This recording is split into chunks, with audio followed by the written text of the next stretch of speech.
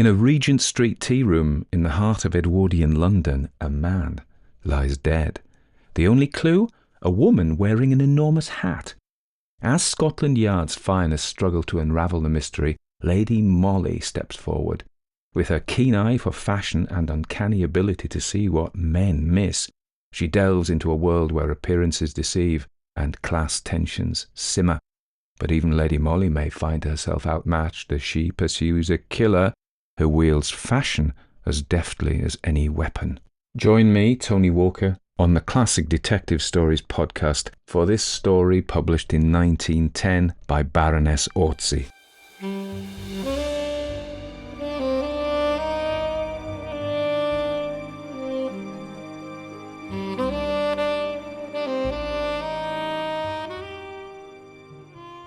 The Woman in the Big Hat by Baroness Orczy.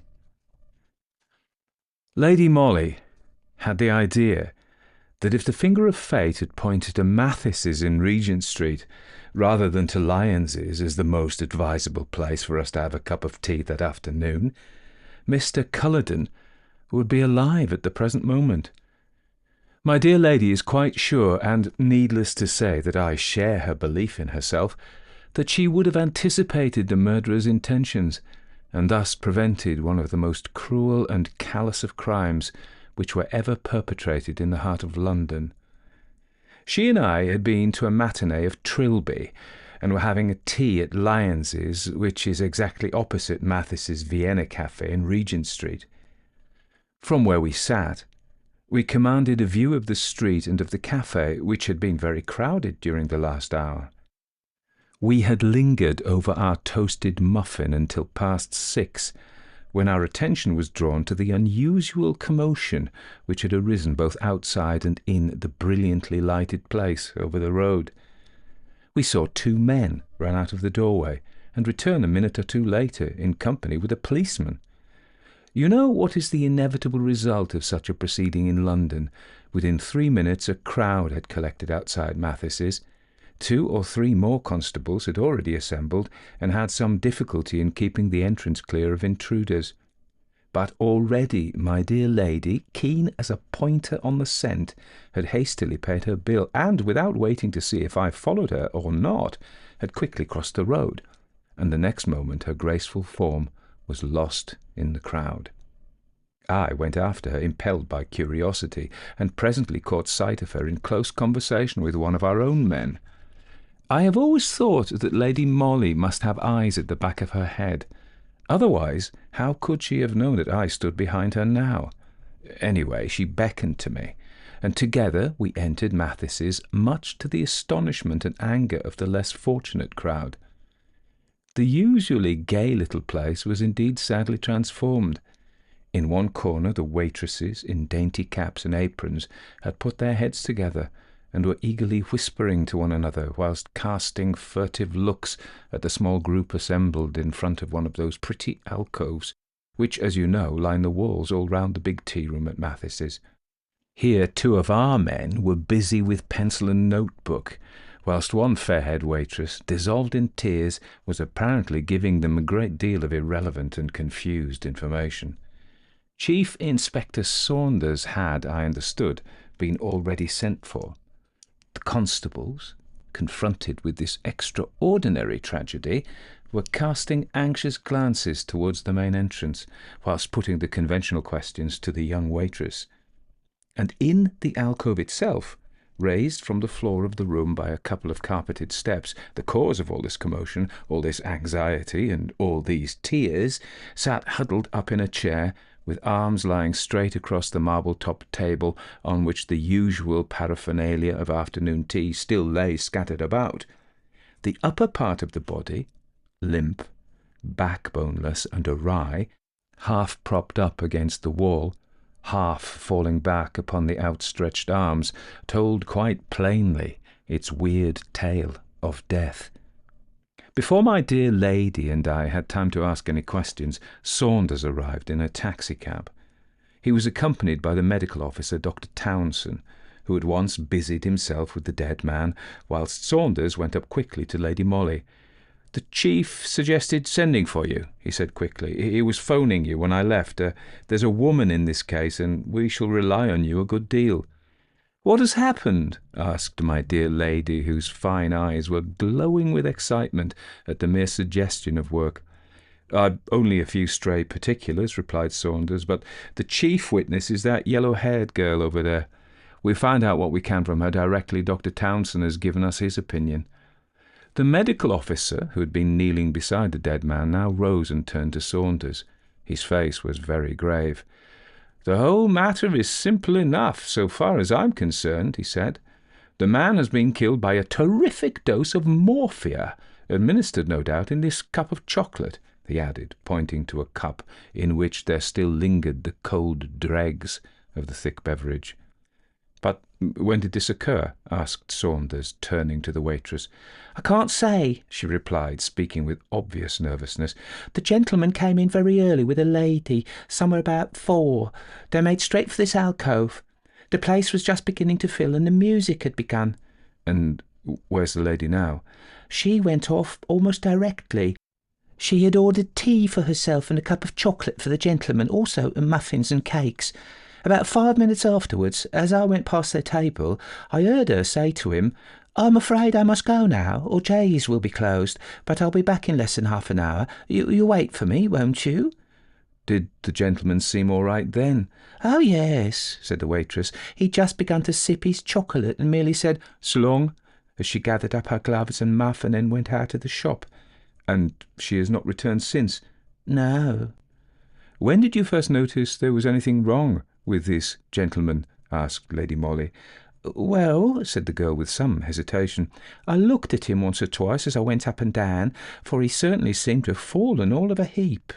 Of course, I thought that he'd gone to sleep, and I spoke to the manageress about him, but she thought I ought to leave him alone for a bit. Then we got very busy, and I paid no more attention to him until about 6 o'clock, when most afternoon tea customers had gone, and we were beginning to get the tables ready for dinners. Then I certainly did think there was something wrong with the man. I called to the manageress, and we sent for the police." "And the lady who was with him at first, what was she like? Would you know her again?" queried Saunders. "I don't know," replied the girl. "You see, I have to attend to such crowds of people on an afternoon. I can't notice each one. And she had on one of those enormous mushroom hats. No one could have seen her face, not more than her chin, unless they looked right under the hat."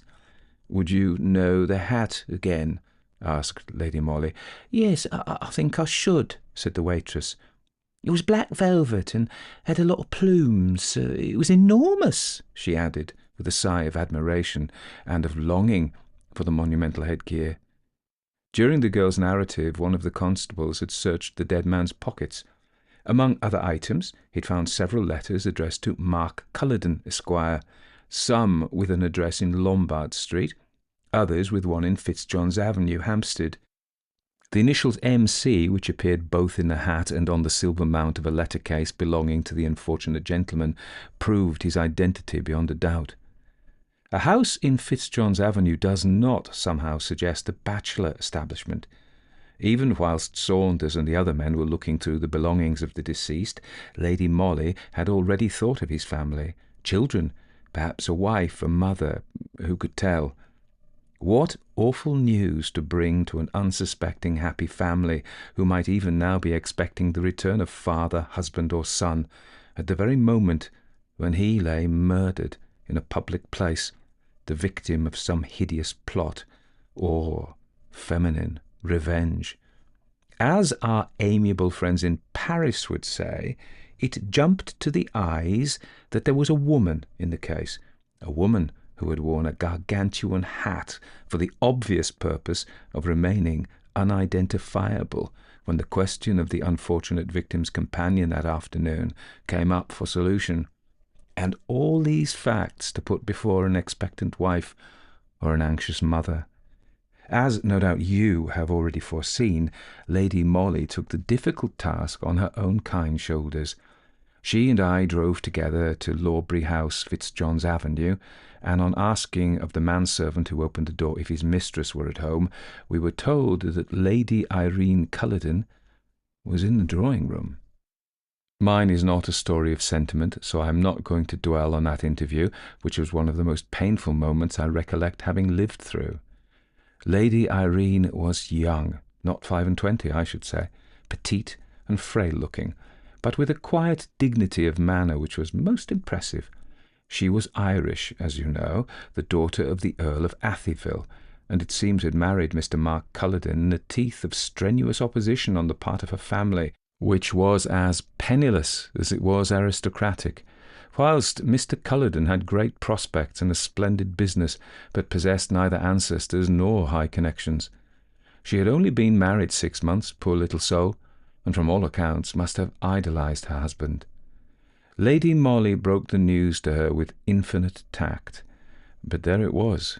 It was a terrific blow, wasn't it, to deal to a young wife, now a widow, and there was so little that a stranger could say in these circumstances. Even my dear lady's gentle voice, her persuasive eloquence, her kindly words sounded empty and conventional in the face of such appalling grief. Of course, everyone expected that the inquest would reveal something of the murdered man's inner life, would in fact allow the over-eager public to get a peep into Mr. Mark Culloden's secret orchard, wherein walked a lady who wore abnormally large velvet hats, and who nourished in her heart one of those terrible grudges against a man which can only find satisfaction in crime. Equally, of course, the inquest revealed nothing that the public did not already know. The young widow was extremely reticent on the subject of her late husband's life, and the servants had all been fresh arrivals when the young couple, just home from their honeymoon, organised their new household at Lawbury House. There was an old aunt of the deceased, a Mrs. Steinberg, who lived with the Cullotons, but who, at the present moment, was very ill. Someone in the house, one of the younger servants probably, very foolishly had told her every detail of the awful tragedy. With positively amazing strength, the invalid thereupon insisted on making a sworn statement, which she desired should be placed before the coroner's jury. She wished to bear solemn testimony to the integrity of her late nephew, Mark Culloden, in case the personality of the mysterious woman in the big hat suggested to evilly disposed minds any thoughts of scandal. "Mark Culloden was the one nephew whom I loved," she stated with solemn emphasis. "I have shown my love for him by bequeathing to him the large fortune which I inherited from the late Mr. Steinberg. Mark was the soul of honour, or I should have cut him out of my will, as I did my other nephews and nieces. I was brought up in a Scotch home, and I hate all this modern fastness and smartness, which are only other words for what I call profligacy." Needless to say, the old lady's statement, solemn though it was of no use whatever for the elucidation of the mystery which surrounded the death of Mr. Mark Culloden. But as Mrs. Steinberg had talked of other nephews, whom she had cut out of her will in favour of the murdered man, the police directed inquiries in those various quarters. Mr. Mark Culloden certainly had several brothers and sisters, also cousins, who at different times, usually for some peccadillo or other, seemed to have incurred the wrath of the straight-laced old lady. But there did not appear to have been any ill feeling in the family owing to this. Mrs. Steinberg was sole mistress of her fortune. She might just as well have bequeathed it in toto to some hospital as to one particular nephew whom she favoured, and the various relations were glad, on the whole, that the money was going to remain in the family rather than be cast abroad. The mystery surrounding the woman in the big hat deepened as the days went by. As you know, the longer the period of time which elapses between a crime and the identification of the criminal, the greater chance the latter has of remaining at large.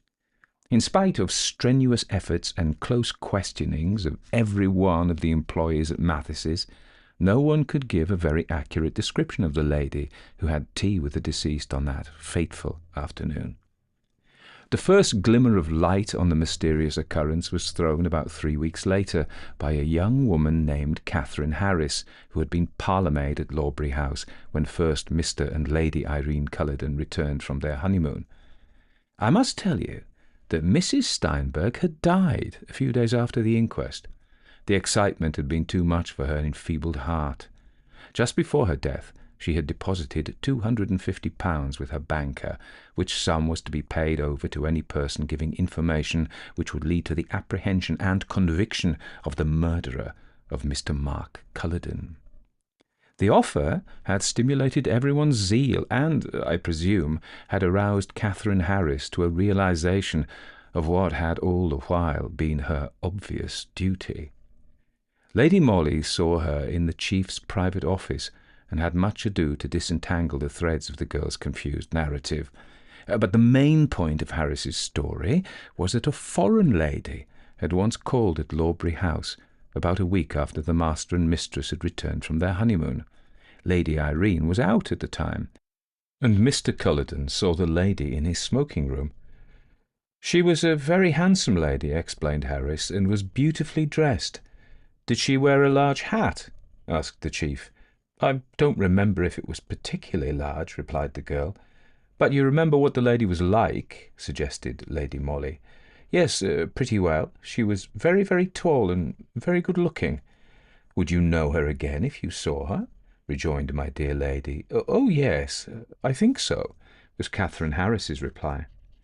Unfortunately, beyond this assurance, the girl could say nothing very definite. The foreign lady seems to have been closeted with Mr. Culloden for about an hour, at the end of which time Lady Irene came home. The butler being out that afternoon, it was Harris who let her mistress in, and as the latter asked no questions, the girl did not volunteer the information that her master had a visitor. She went back to the servants' hall, but 5 minutes later the smoking-room bell rang, and she had to run up again. The foreign lady was then in the hall alone, and obviously waiting to be shown out. This Harris did, after which Mr. Culloden came out of his room, and, in the girl's own graphic words, he went on dreadful. I didn't know I had done anything very wrong, she explained, but the master seemed quite furious and said I wasn't a proper parlour-maid, or I'd known that visitors must not be shown in straight away like that. I ought to have said that I didn't know if Mr. Culloden was in, that I would go and see. Oh, he did go on at me, continued Catherine Harris volubly, and I suppose he complained to the mistress, for she gave me notice the next day. And you have never seen the foreign lady since, concluded Lady Molly. No, she never come when I was there. By the way, how did you know she was foreign? Did she speak like a foreigner? Oh, no, replied the girl. She didn't say much, only asked for Mr. Culloden, but she looked French-like. This unanswerable bit of logic concluded Catherine's statement. She was very anxious to know whether, if the foreign lady was hanged for murder, she herself would get the £250. On Molly's assurance that she certainly would, she departed in apparent content. Well, we're no nearer than we were before, said the chief with an impatient sigh, when the door had closed behind Catherine Harris.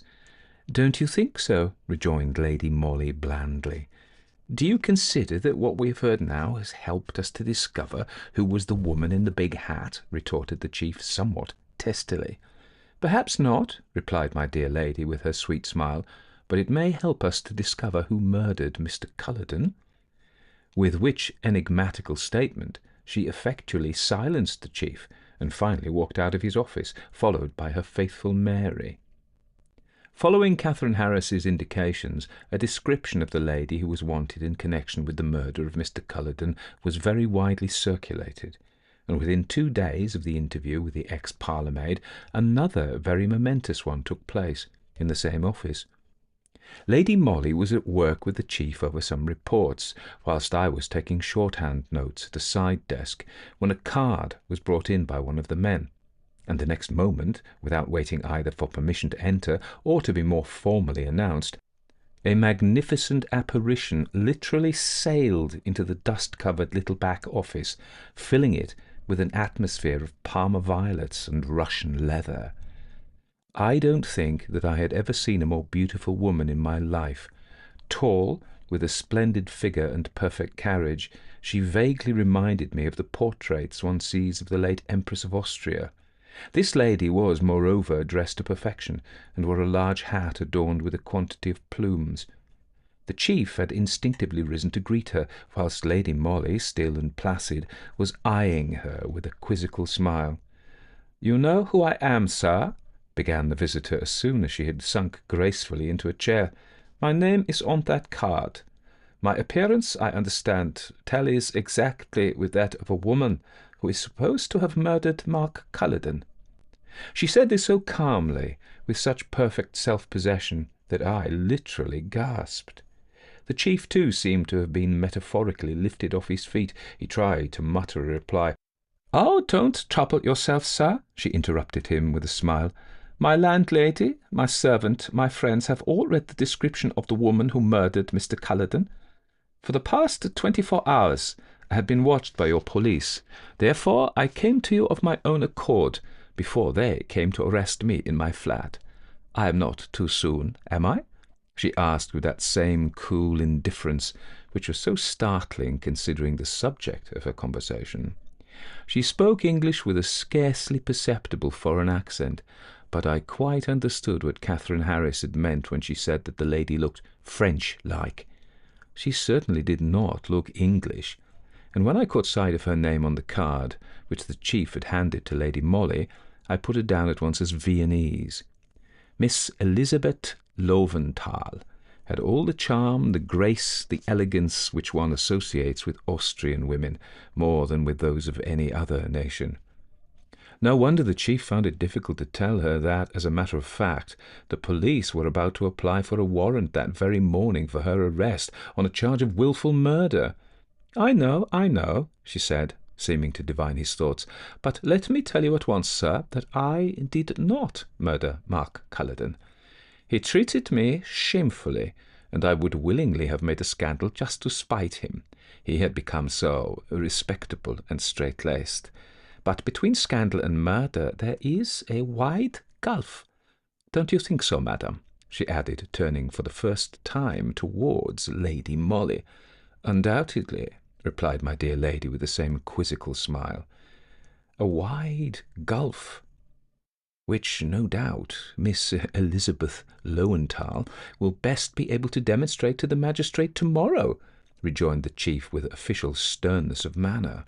I thought that for the space of a few seconds the lady lost her self-assurance at this obvious suggestion. The bloom on her cheeks seemed to vanish, and 2 hard lines appeared between her fine eyes. But frightened or not, she quickly recovered herself and said quietly, "Now, my dear sir, let us understand one another. I came here for that express purpose. I take it that you don't want your police to look ridiculous any more than I want a scandal. I don't want detectives to hang about round my flat, questioning my neighbours and my servants. They would soon find out that I did not murder Mark Culloden, of course, but the atmosphere of the police would hang around me, and I prefer Parma violets," she added, raising a daintily perfumed handkerchief to her nose. "Then you've come to make a statement?" asked the chief. "Yes," she replied. "I'll tell you all that I know. Mr. Culloden was engaged to marry me. Then he met the daughter of an earl, and thought he would like her better as a wife than a simple Miss Löwenthal. I suppose I should be considered an undesirable match for a young man who has a highly respectable and snobbish aunt, who would leave him all her money only on the condition that he made a suitable marriage. I have a voice, and I came over to England 2 years ago to study English so that I might sing in oratorio at the Albert Hall. I met Mark on the Calais-Dover boat when he was returning from holiday abroad. He fell in love with me, and presently he asked me to be his wife. After some demur, I accepted him. We became engaged, but he told me that our engagement must remain a secret, for he had an old aunt from whom he had great expectations, and who might not approve of his marrying a foreign girl, who was without connections and a professional singer. From that moment I mistrusted him, nor was I very astonished when gradually his affection for me seemed to cool. Soon after he informed me, quite callously, that he had changed his mind and was going to marry some swell English lady. I didn't care much, but I wanted to punish him by making a scandal, you understand. I went to his house just to worry him, and finally I decided to bring an action for breach of promise against him. It would have upset him, I know. No doubt his aunt would have cut him out of her will. That is all I wanted, but I did not care enough about it to murder him." Somehow her tale carried conviction. We were all of us obviously impressed. The chief alone looked visibly disturbed, and I could read what was going on in his mind. "As you say, Miss Lowenthal," he rejoined, "the police would have found all this out within the next few hours. Once your connection with the murdered man was known to us, the record of your past and his becomes an easy one to peruse. No doubt, too," he added insinuatingly, "our men would soon have been placed in possession of the one indisputable proof of your complete innocence with regard to that fateful afternoon spent at Mathis's cafe." "What is that?" she queried blandly. "An alibi. You mean where I was during the time that Mark was being murdered in a tea shop?" "Yes," said the chief. "I was out for a walk," she replied quietly. "Shopping, perhaps?" "No." "You met someone who would remember the circumstance, or your servants could say at what time you came in?" "No," she repeated dryly. "I met no one, for I took a brisk walk on Primrose Hill. My two servants could only say that I went out at 3 o'clock that afternoon and returned after 5. There was silence in the little office for a moment or two. I could hear the scraping of the pen with which the chief was idly scribbling geometrical figures on his blotting pad. Lady Molly was quite still. Her large, luminous eyes were fixed on the beautiful woman who had just told us her strange story with its unaccountable sequel, its mystery which had deepened with the last phrase which she had uttered. Miss Löwenthal, I felt sure, was conscious of her peril. I am not sufficiently a psychologist to know whether it was guilt or merely fear which was distorting the handsome features now, hardening the face and causing the lips to tremble. Lady Molly scribbled a few words on a scrap of paper, which she then passed over to the chief. Miss Löwenthal was making visible efforts to steady her nerves. "This is all I have to tell you," she said in a voice which sounded dry and harsh. "I think I will go home now." But she did not rise from her chair, and seemed to hesitate as if fearful lest permission to go were not granted her. To her obvious astonishment, and, I must add, to my own, the chief immediately rose and said quite urbanely, "I thank you very much for the helpful information which you have given me. Of course, we may rely on your presence in town for the next few days, may we not?" She seemed greatly relieved, and all at once resumed her former charm of manner and elegance of attitude. The beautiful face was lit up by a smile. The chief was bowing to her in quite a foreign fashion, and in spite of her visible reassurance she eyed him very intently. Then she went up to Lady Molly and held out her hand. My dear lady took it without an instant's hesitation. I, who knew that it was the few words hastily scribbled by Lady Molly which had dictated the chief's conduct with regard to Miss Löwenthal, was left wondering whether the woman I loved best in all the world had been shaking hands with a murderess. No doubt you will remember the sensation which was caused by the arrest of Miss Löwenthal on a charge of having murdered Mr. Mark Cullerton by administering morphia to him in a cup of chocolate at Mathis's cafe in Regent Street. The beauty of the accused, her undeniable charm of manner, the hitherto blameless character of her life, all tended to make the public take violent sides either for or against her, and the usual budget of amateur correspondence, suggestions, recriminations, and advice poured into the chief's office in titanic proportions. I must say that personally all my sympathies went out to Miss Löwenthal. As I have said before, I am no psychologist, but I had seen her in the original interview at the office, and I could not get rid of an absolutely unreasoning certitude that the beautiful Viennese singer was innocent. The magistrate's court was packed, as you may well imagine, on that first day of the inquiry, and of course sympathy with the accused went up to fever pitch when she staggered into the dock, beautiful still, despite the ravages caused by horror, anxiety, fear, in face of the deadly peril in which she stood. The magistrate was most kind to her. Her solicitor was unimpeachably assiduous. Even our fellows which had to give evidence against her did no more than their duty, and were as lenient in their statements as possible. Miss Löwenthal had been arrested in her flat by Danvers, accompanied by 2 constables. She had loudly protested her innocence all along, and did so still, pleading, "Not guilty," in a firm voice. The great points in favour of the arrest were, firstly, the undoubted motive of disappointment and revenge against a faithless sweetheart, then the total inability to prove any kind of alibi, which, under the circumstances, certainly added to the appearance of guilt. The question of where the fatal drug was obtained was more difficult to prove. It was stated that Mr. Mark Culloden was director of several important companies, one of which carried on business as a wholesale druggist. Therefore, it was argued that the accused at different times and under some pretext or other had obtained drugs from Mr. Culloden himself.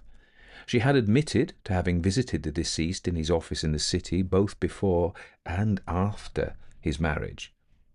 Miss Löwenthal listened to all this evidence against her with a hard-set face, as she did also to Catherine Harris's statement about her calling on Mr. Culloden at Lawbury House.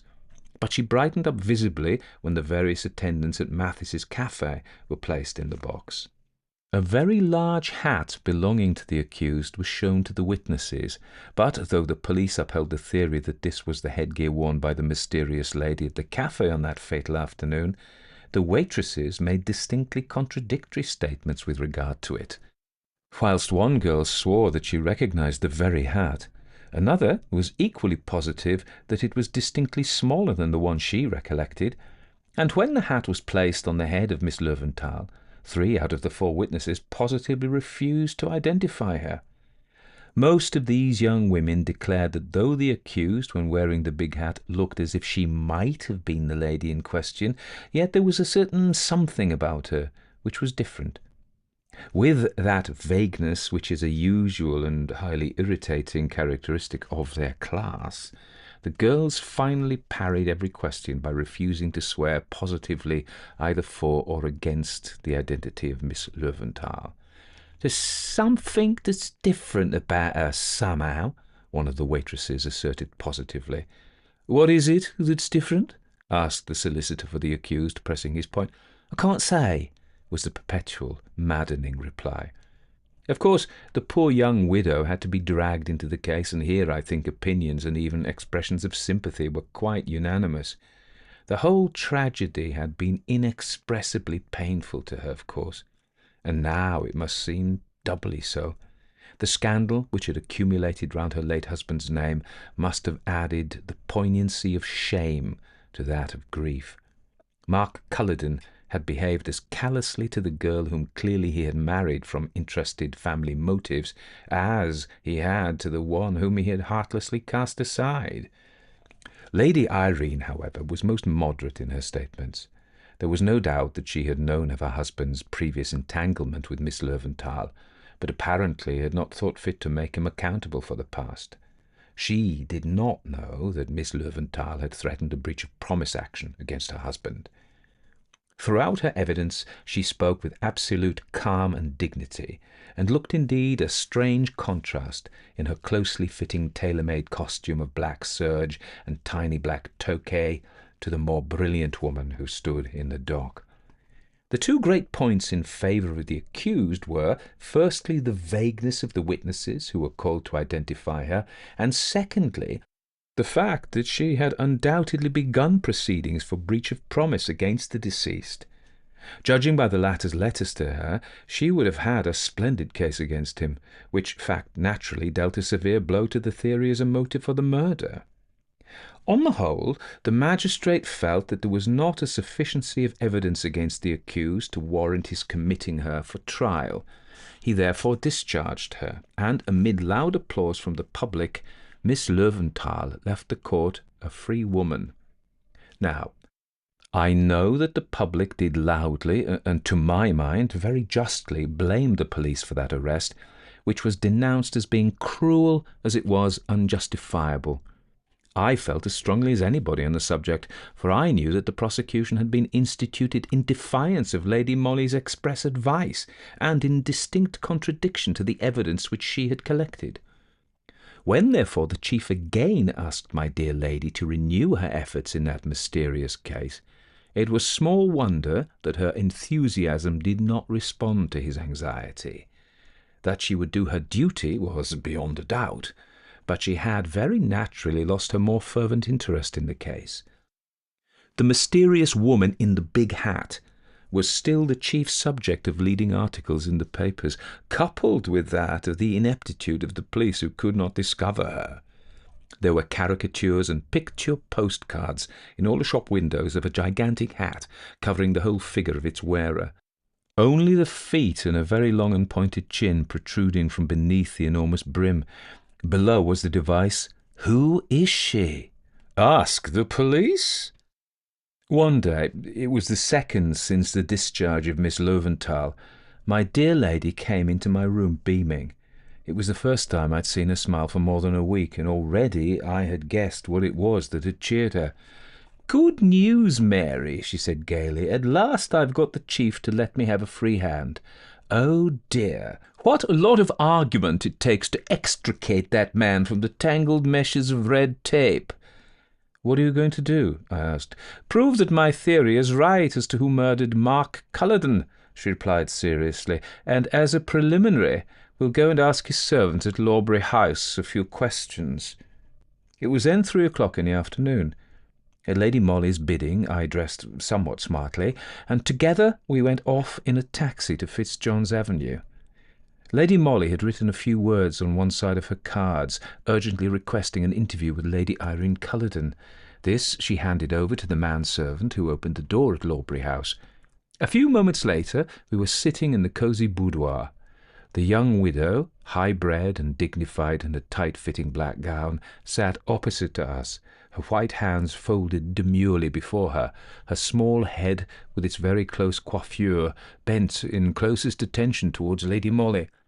"I most sincerely hope, Lady Irene," began my dear lady in her most gentle and persuasive voice, "that you will look with all possible indulgence on my growing desire, shared, I may say, by all my superiors at Scotland Yard, to elucidate the mystery which still surrounds your late husband's death."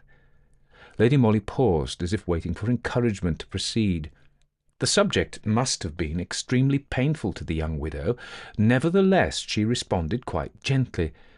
"I can understand that the police wish to do their duty in the matter. As for me, I have done all I think that could be expected of me. I am not made of iron, and after that day in the police court—" She checked herself, as if afraid of having betrayed more emotion than was consistent with good breeding, and concluded more calmly, "I cannot do more." "I fully appreciate your feelings in the matter," said Lady Molly, "but you would not mind helping me, would you, in a passive way, if you could, by some simple means, further the cause of justice?" "What is it you want me to do?" asked Lady Irene. "Only to allow me to ring for 2 of your maids and to ask them a few questions. I promise you that they shall not be of such a nature as to cause you the slightest pain." For a moment I thought that the young widow hesitated. Then, without a word, she rose and rang the bell. "Which of my servants did you wish to see?" she asked, turning to my dear lady as soon as the butler entered in answer to the bell. "Your own maid and your parlour-maid, if I may," replied Lady Molly. Lady Irene gave the necessary orders, and we all sat expectant and silent until, a moment or two later, 2 girls entered the room. One wore a cap and apron, the other a neat black dress and dainty lace collar, was obviously the lady's maid. "This lady," said her mistress, addressing the 2 girls, "wishes to ask you a few questions. She is a representative of the police, so you had better do your best to satisfy her with your answers." "Oh," rejoined Lady Molly pleasantly, choosing not to notice the turn of acerbity with which the young widow had spoken, nor the unmistakable barrier of hostility and reserve which her words had immediately raised between the young servants and the representative of the police. "What I am going to ask these 2 young ladies is neither very difficult nor very unpleasant. I merely want their kind help in a little comedy which will have to be played this evening, in order to test the accuracy of certain statements made by one of the waitresses at Mathis's tea-shop, with regard to the terrible tragedy which has darkened this house. You will do that much, will you not?" she added, speaking directly to the maids. "No one can be so winning or so persuasive as my dear lady." In a moment I saw the girl's hostility melting before the sunshine of Lady Molly's smile. "We do what we can, ma'am," said the maid. "That's a brave, good girl," replied my lady. "You must know that the chief waitress at Mathis's has, this very morning, identified the woman in the big hat, who, we all believe, murdered your late master. Yes," she continued, in response to a gasp of astonishment which seemed to go round the room like a wave, "the girl seems quite positive, both as regards the hat and the woman who wore it. But of course one cannot allow a human life to be sworn away without bringing every possible proof to bear on such a statement. And I am sure that everyone in this house will understand that we don't want to introduce strangers more than we can help into this sad affair, which already has been bruited abroad too much." She paused a moment. Then, as neither Lady Irene nor the maids made any comment, she continued. "My superiors at Scotland Yard think it their duty to try and confuse the witness as much as possible in her act of identification. They desire that a certain number of ladies wearing abnormally large hats should parade before the waitress. Among them will be, of course, the one whom the girl has already identified as being the mysterious person who had tea with Mr. Culloden at Mathis's that afternoon. My superiors can then satisfy themselves whether the waitress is or is not sure of her statement that she invariably picks out again and again one particular individual amongst a number of others or not." "Surely," interrupted Lady Irene dryly, "you and your superiors do not expect my servants to help in such a farce."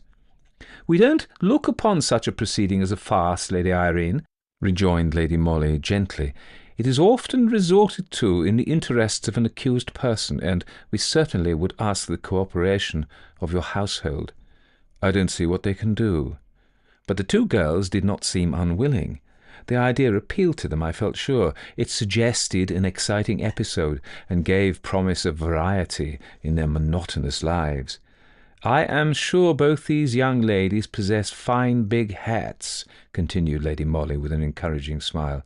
"I should not allow them to wear ridiculous headgear," retorted Lady Irene sternly. "I have the one your ladyship wouldn't wear and threw away," interposed the young parlour-maid. "I put it together again with the scraps I found in the dust-hole." There was just one instant of absolute silence, one of those magnetic moments when fate seems to have dropped the spool on which she was spinning the threads of a life, and is just stooping in order to pick it up. "I don't know what you mean, Mary. I never wear big hats." "No, my lady," here interposed the lady's maid, "but Mary means the one you ordered at Sanchia's and only wore the once, the day you went to that concert." "Which day was that?" asked Lady Molly blandly. "Oh, I couldn't forget that day," ejaculated the maid. "Her ladyship came home from the concert. I'd undressed her, and she told me that she would never wear her big hat again. It was too heavy. That same day, Mr. Culloden was murdered." "That hat would answer our purpose very well," said Lady Molly quite calmly. "Perhaps Mary will go and fetch it, and you had better go and help her put it on." The two girls went out of the room without another word, and there were only we three women left facing one another, with that awful secret, only half revealed, hovering in the air like an intangible spectre. "What are you going to do?" Lady Irene asked Lady Molly after a moment's pause, during which I literally could hear my own heart beating, whilst I watched the rigid figure of the widow in deep black crêpe, her face set and white, her eyes fixed steadily on Lady Molly. "You can't prove it," she said defiantly. "I think we can," rejoined Lady Molly simply. "At any rate, I mean to try.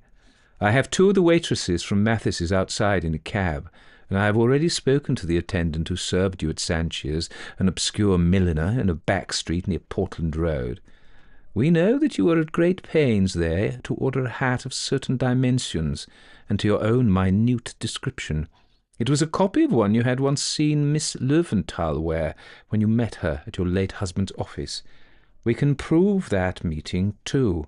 Then we have your maid's testimony that you wore the same hat once, and only once, the day, presumably, that you went out to a concert, a statement which you will find it difficult to substantiate, and also the day on which your husband was murdered."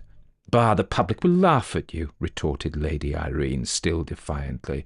"You would not dare to formulate so monstrous a charge." "It will not seem monstrous when justice has weighed in the balance the facts we shall show and prove. Let me tell you a few of these, a result of careful investigation. There is the fact that you knew of Mr. Cullenden's entanglement with Miss Elizabeth Löwenthal, and did your best to keep it from old Mrs. Steinberg's knowledge, realizing that any scandal around her favourite nephew would result in the old lady cutting him, and therefore you out of her will. You dismissed a parlour-maid for the sole reason that she had been present when Miss Löwenthal was shown into Mr. Cullenden's study. There is the fact that Miss Steinberg had so worded her will that in the event of her nephew dying before her, her fortune would devolve on you.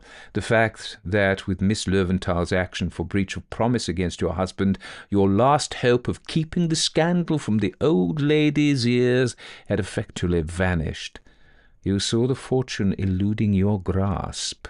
You feared Mrs. Steinberg would alter her will. Had you found the means, and had you dared, would you not rather have killed the old lady? But discovery would have been certain. The other crime was bolder and surer. You have inherited the old lady's millions, for she never knew of her nephew's earlier peccadilloes. All this we can state and prove. And the history of the hat, bought and worn one day only, that same memorable day, and then thrown away." A loud laugh interrupted her, a laugh that froze my very marrow. "There is one fact you have forgotten, my Lady of Scotland Yard," came in sharp, strident accents from the black-robed figure, which seemed to have become strangely spectral in the fast-gathering gloom which had been enveloping the luxurious little boudoir. "Don't omit to mention the fact that the accused took the law into her own hands." And before my dear lady and I could rush to prevent her, Lady Irene Culloden had conveyed something, we dared not think what, to her mouth. "Find Danvers quickly, Mary," said Lady Molly calmly. "You'll find him outside. Bring a doctor back with you." Even as she spoke, Lady Irene, with a cry of agony, fell senseless in my dear lady's arms.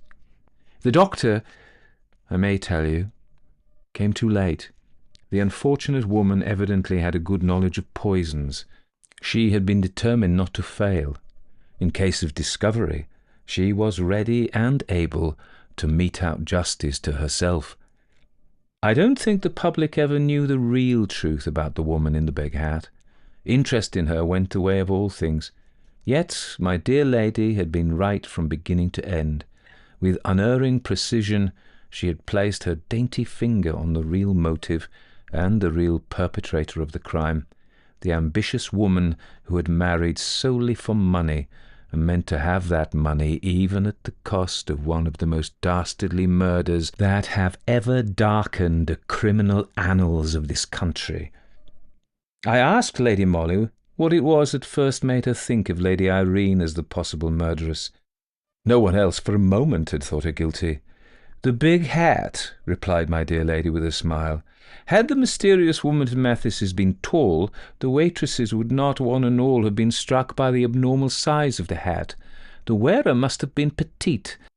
Hence the reason that under a wide brim only the chin would be visible. I at once sought for a small woman. Our fellows didn't think of that, because they are men. You see how simple it all was."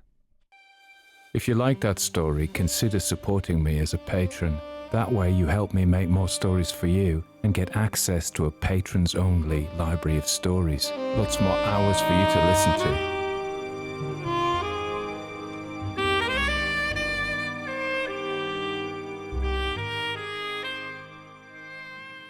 So that was The Woman in the Big Hat, written by Baroness Emma Orczy. She herself is a really fascinating character.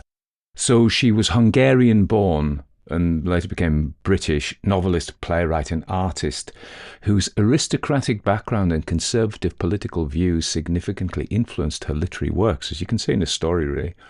She was born Emma Magdolna Rosalia Maria Josefa Borbala Orczy de Orczy. Now, my Hungarian accent may not be right now. I've been to Hungary a couple of times, and I tried to learn a little bit of Hungarian, but it's really difficult it's a non-European language, so it's quite different. I mean, it's not Indo-European, okay? So it's not similar to French, Spanish, Gaelic, Norwegian, Russian, Lithuanian, Czech, etc., Italian. It's more similar to Finnish, to be honest, but even not very similar to Finnish either, which I don't speak either. Anyway, that is a digression. She was born on September 23rd, 1865 in Tarna-Orsz, Hungary, and she was the daughter of Baron Felix Orczy, a composer, and Countess Emma Vas von Szeged und Czege. So this is the Austro-Hungarian Empire of the time. So her early life was marked by luxury and privilege, but this idyllic existence was disrupted in 1868 when her family fled Hungary due to fears of a peasant revolution. This early experience of aristocratic displacement would later shape her literary themes and political views. After living in various European capitals, the family settled in London in 1880, where the young Emma quickly mastered English. Despite initial aspirations in art, studying at the West London School of Art and Heatherley School of Fine Art, Orczy found her true calling in writing. In 1894, she married Montague Barstow, a fellow artist, forming a partnership that would last until his death in 1943. She died in 1947. The couple's early years were marked by financial struggle, during which they collaborated on translations and illustrations. Orczy's breakthrough came with the creation of The Scarlet Pimpernel, her most famous novel, a character inspired by her memories of aristocratic masquerade parties in the French Revolution. I mean, she didn't remember the French Revolution itself. Initially conceived as a play in 1903, The Scarlet Pimpernel was novelized in 1905, becoming an instant success and spawning numerous sequels. The character of Sir Percy Blakeney, a seemingly foppish aristocrat who secretly rescues French nobles from the guillotine, you can see the theme here, embodied Orczy's idealization of the aristocracy and her belief in their inherent superiority. I think that's a fundamental point in her writing, that it's not, she believes that the aristocracy are inherently superior to lesser classes.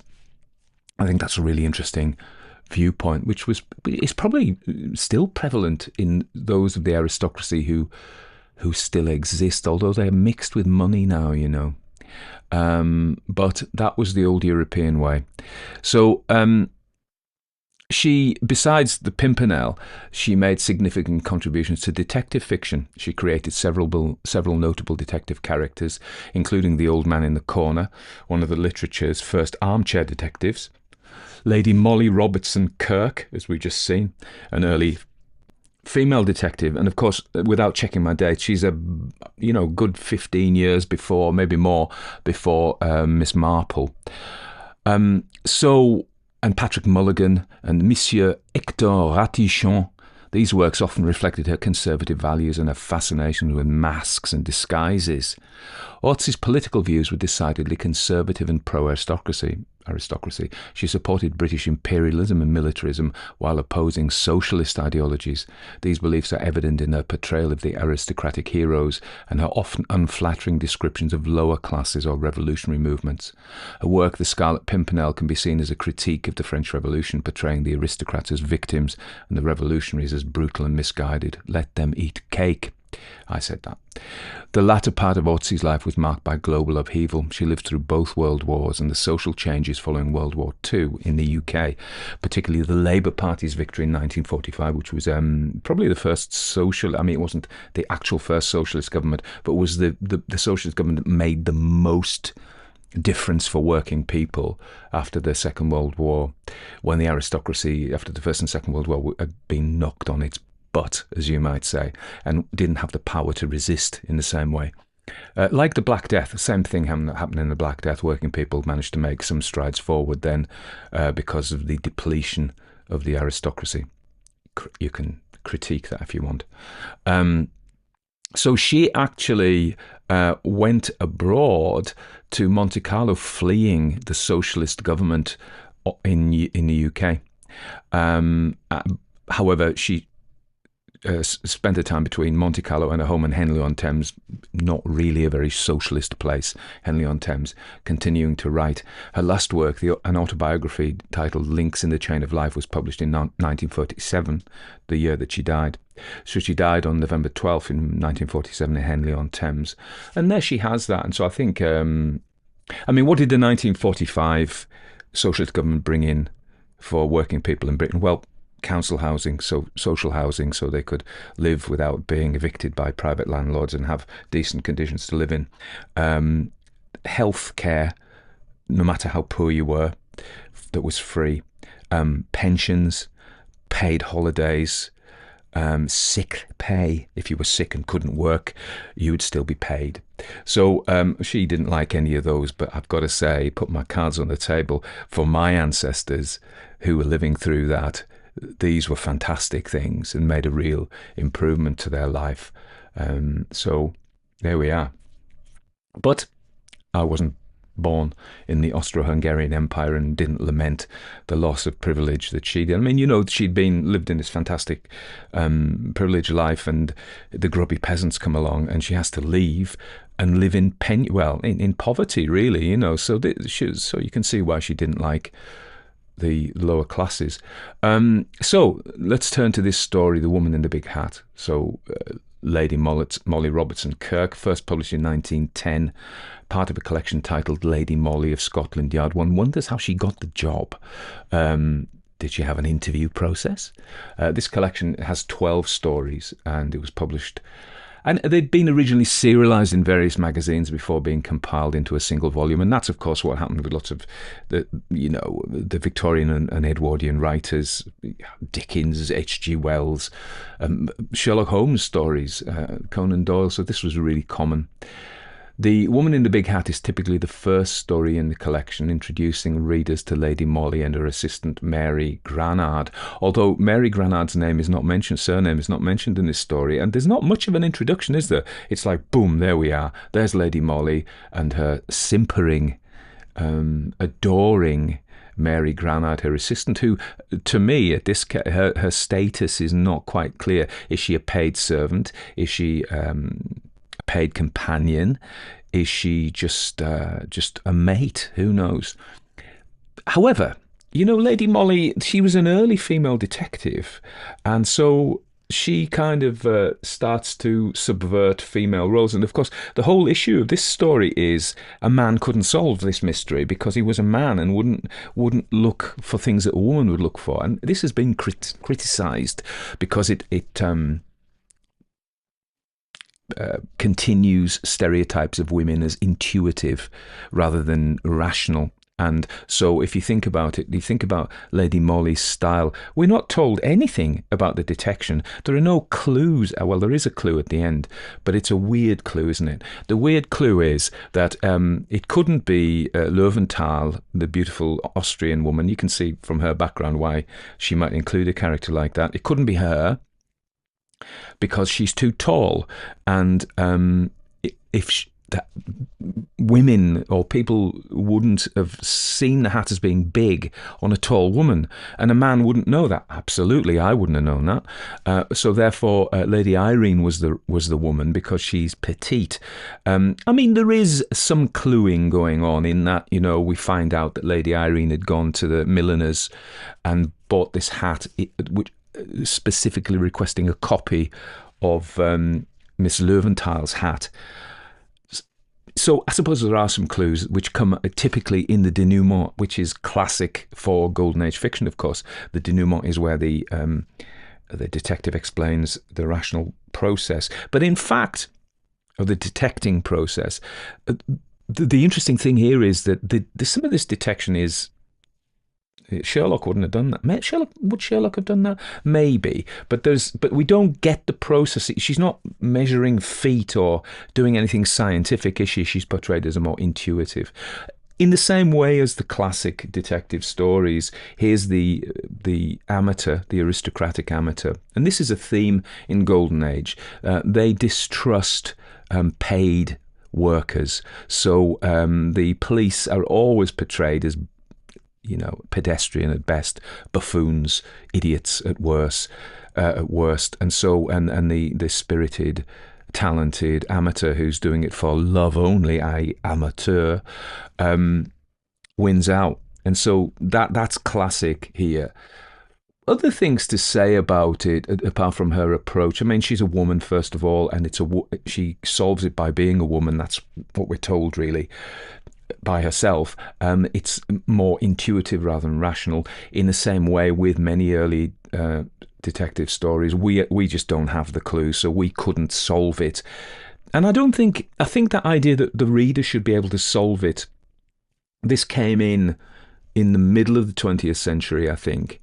That the reader should be given clues for them to solve it, which we feel is an integral part of a detective story now. But it certainly wasn't, I think, in the early detective stories. We were like like Watson or Mary Granard. We were the observer, observing the genius at work, and we weren't expected to keep up with these geniuses. But then later on, as the decades went forward, the idea was that the clues would be buried in the story and we could puzzle them. And I think that actually added to the popularity, because think how popular puzzles are. And if you make a story a puzzle, it adds another layer of enjoyment to the people listening to it. So I think that was a move forward, but it's not present at this time. Okay. The other things to say, so is Lady Molly is aristocratic, etc., and the murderess is also an aristocrat, and she's portrayed as she's a penniless aristocrat, like Baroness Orczy, and initially anyway, and she's pursuing this nouveau riche businessman, self-made man, for his money alone. In a sense, Löwenthal, the singer, is a more decent character because she just wants to get married to him because she likes him and he falls in love with her. So it's, you know, more decent, really. Whereas the Lady Irene from impoverished aristocracy is probably doesn't love him at all. Although, very interestingly, we're red herringed, if that's a verb, by saying the initial Mary Granard says about the interview where Lady Molly goes and tells Lady Irene that the husband is dead, has been murdered, is harrowing, and so and also how young and pale and small she is. So that's a red herring, really, because it turns out she's a villain, but we are manipulated by the storytelling, deliberately manipulated into not suspecting her. And of course, that's a key thing of detective fiction. You know, as you're writing, I don't write detective stories, but as they write, it's the spotlight you put on the character and the tone of the light, you know, the colour of the light, if you like. I may be extending that metaphor too far, but if you can, and so I think what happens is Lady Irene is portrayed quite sympathetically in the writing. There's nothing in that writing to make us suspect. Usually a writer, if they want to make us suspect somebody, will say something about the character, you know, their ugly nose or their dirty boots, or just something slightly off that we think, oh, they're not portrayed as ideal and perfect. But at the beginning, we're completely sympathetic with Lady Irene. She's portrayed as, a poor young waif-like girl lost without her husband, and a victim of a terrible tragedy. And then how it turns is, and that continues till Lady Molly goes and talks to the staff. And then when she starts to ask the staff about the servants about the hat, Lady Irene is completely different. We see the acerbity, I think that's the word she uses, and we're like, aha. And that's our clue that she's the woman who did it. I think that switch in the colour of the light, if you allow me, sets us off, signifies to us, aha, this is the murderess, and it's done completely, purely in the way that she's described. So this is a very young woman. I think she's 21 or so, And yet, you see her with her servants, and she rules them with a rod of iron. These girls they are at her mercy. And the parlourmaid who saw Uvental and the hat is dismissed like that, out on the street. Now, if it hadn't been for the Labour Party, that girl would have been destitute. She wouldn't have had a good reference. She would have, God knows what she would have done with her life. But thanks to the socialist government in 1945, this story is written in 1910, of course. I'm pulling your leg. So this young woman treats her staff in a tyrannical way, okay? And they like Lady Molly because Lady Molly's nice to them. She also portrays the lower classes as weak, biased. I mean, she even says that, typical of their class. So this comes out in it. But I actually think that is really interesting. In the way I often say about these stories, it's worthwhile just wearing a different hat, no pun intended.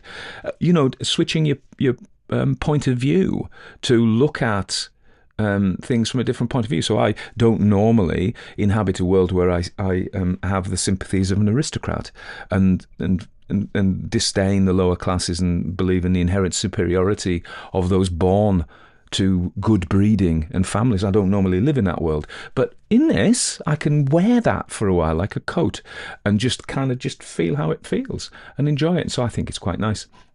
Maybe nice isn't the word, but enjoyable in a funny way. So those are the things to say about the story. I think. Oh, the other thing, of course, potentially the last thing to say about it is, just to recap what we've said. We said she's a pioneering female detective. She uses intuition as a detection and womanly skills that no men would have. Yeah, and you may say, "Oh no, women and the men are the same," but they're not really, are they? We all know that. And then there's the class issues to talk about. There's the technique of how she directs the attention of and the sympathies of the reader by portraying people in different lights. As we've said, we've talked about the class thing. And the other thing to say, and perhaps the final thing, is Mary Granard's fawning attitude towards Lady Molly. What is Mary Granard doing there? She is merely there to allow us, we see through her eyes. But my dear lady, I mean, come on. She's a simp. Do any of us have this simpering attitude to people? Perhaps we do. Do I? No, I can't think of it. But do you know what I mean? So, she's an unreliable narrator, really, Mary Granard. Can we truly believe what she tells us? Now, nothing's made of this in this story. I mean, if it had been Agatha Christie, potentially she would have used that to let us see through Mary Granard's eyes this idealised figure of a character, Lady Molly in this case, and switched it, and later shown us that Mary Granard was full of wind. And we couldn't trust anything she said. So I think Mary Granard is not a narrator. In theory, is not a reliable narrator. But in this case, Baroness Orczy doesn't make anything of that.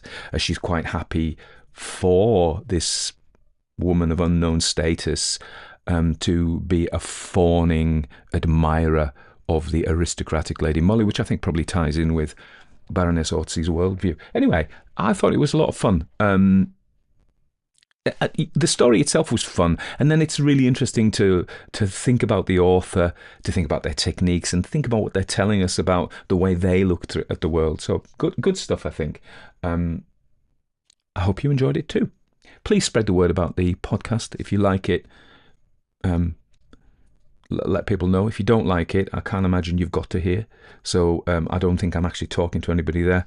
But if you don't like it and you hate it and you hate me, see ya. That's what I used to say. Wouldn't want to be ya. Okay, bye-bye.